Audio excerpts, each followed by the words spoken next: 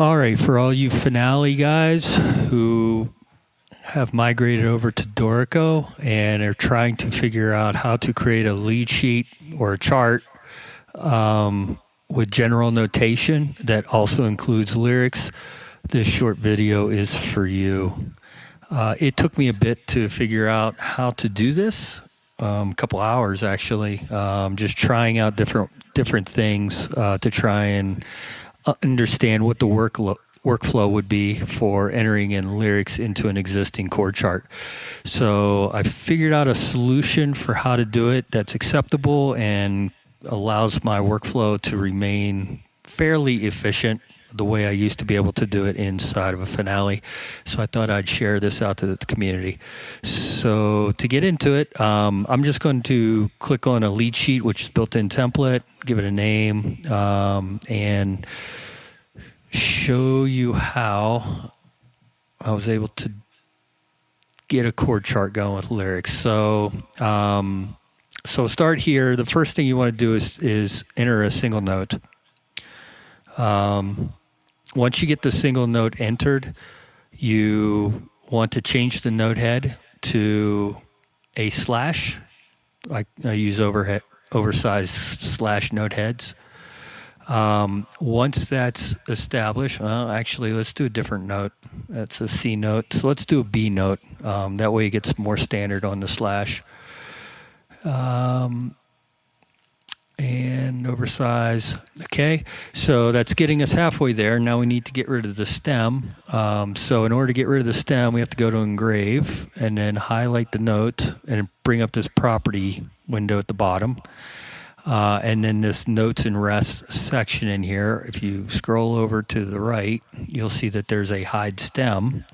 Once you hide the stem, then we got our standard notation you would typically see in a chord chart. If I go back to right, I can then take that note and replicate it and copy it in, and then I can take that whole bar, copy that in, and then I can get the pointer here and take these two bars and copy them over, and so on and so forth. I could actually save this as a template so that I don't have to do this exercise every single time. That could be a convenience factor that I probably will end up doing. So once this is set, I can then use the regular chording, which is Shift Q and do my space bar to advance the 1/4 note to put in my chords. So, or do tab to get to the next bar. Now the interesting part that took forever to figure out comes in. So now I can do a Shift L, and that brings up the lyric tool, and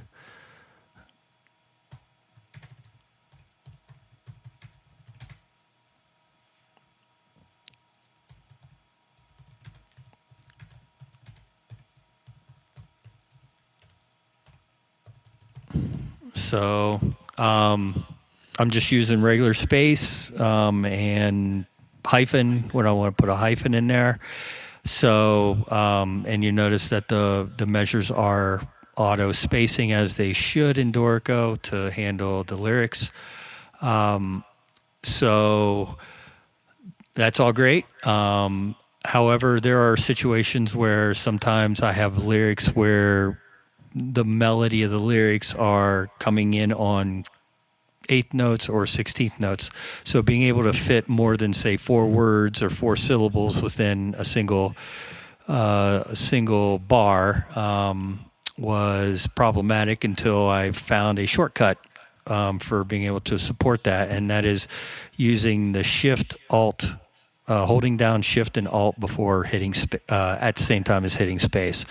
And what that does is it allows you to embed a space character in your lyric such that the cursor doesn't advance to the next note in the measure. So as an example, we are the world. We can go with that lyric, and we are can be, say, 8th notes in at the beginning of the measure. So I'll do we, shift alt, hold it down, space, put the space embedded in there, R. I can do it again, and then hit the regular space, and then that'll advance me to the next